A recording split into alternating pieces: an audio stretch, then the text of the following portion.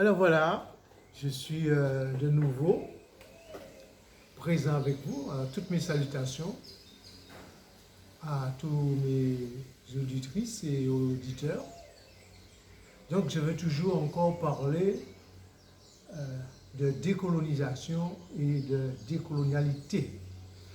Alors on m'a fait observer que il faudrait peut-être expliciter les deux termes. Alors nous sommes dans notre pays, la Martinique, pour l'instant nous l'appelons Martinique, mais historiquement,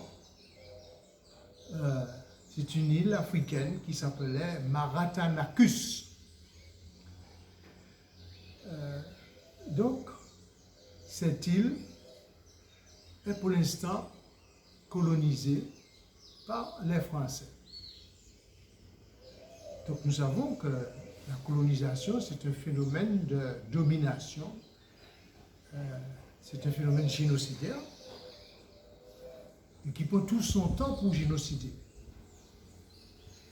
Donc, les habitants de cette colonie s'appellent des colonisés. Mais il faut savoir aussi, ils sont colonialisés. Le pays est colonisé, mais les occupants sont colonialisés. Donc, pour libérer ce pays de la colonisation, on met en place un processus de décolonisation. Mais c'est un phénomène qui s'avère intéressant, mais complexe à réaliser parce que le colonisé, lui, il est animé par une pensée, par la pensée coloniale. Et c'est ce qu'on appelle la colonialité. Donc, aujourd'hui, on va mettre l'accent sur la colonialité de l'être. Alors, le colonisateur, de par le monde, c'est un locodéen.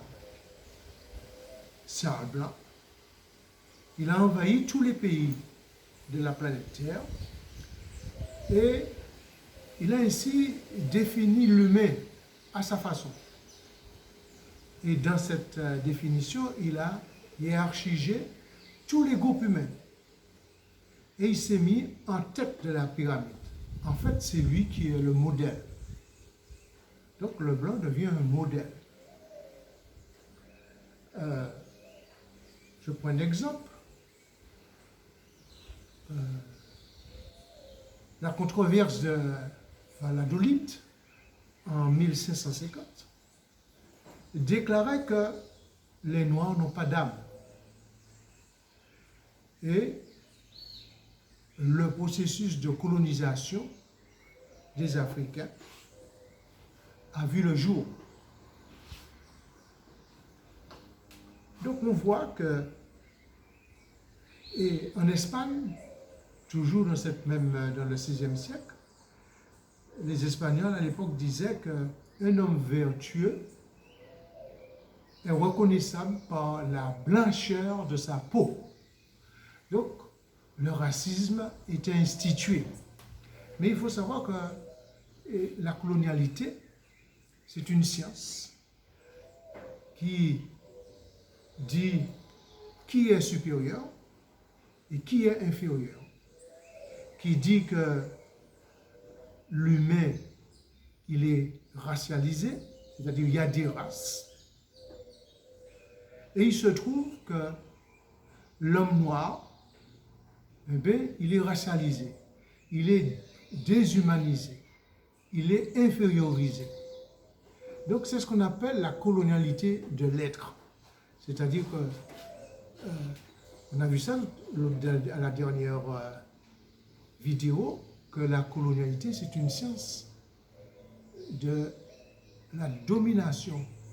C'est une science aussi qui permet une violence de la pensée, qui permet une violence géographique, qui permet, comme ça se voit actuellement, de génocider, de contrôler la démographie par le génocide. Alors, donc, mais pour parler de colonialité de l'être, bien, il y a une éducation à ce phénomène. La déshumanisation de l'homme noir. Donc il est infériorisé. Ce n'est pas un humain. Et donc, dans tout le processus d'esclavagisation, eh bien, qu'est-ce qu'il est? Il a un meuble, il a une chose. Et il est un animal, donc il a des noms d'animaux comme Chabin, Chabune, mulâtre, mulâtresse, cap, capresse, etc. Donc, il y a autre chose aussi, au-delà de cette déshumanisation, il y a le genre qui se crée. On voit que l'univers est androgyne, c'est-à-dire mâle-femelle. Et voilà que le dominateur, il dit que non, tout doit se construire autour du mâle, c'est-à-dire du sexe mâle. C'est-à-dire que, voilà, la société, elle est patriarcale. Et donc, le modèle patriarcal met de côté la femme et génère un conflit jusqu'à aujourd'hui, homme-femme. Alors, pourquoi décolonialiser dans un projet de décolonisation? C'est-à-dire, on ne peut pas se libérer et puis reprendre les mêmes concepts du colonisateur. Et autrement, on reproduit sa colonialité, on reproduit la colonisation. Donc, nous ne sommes pas dans un processus de libération.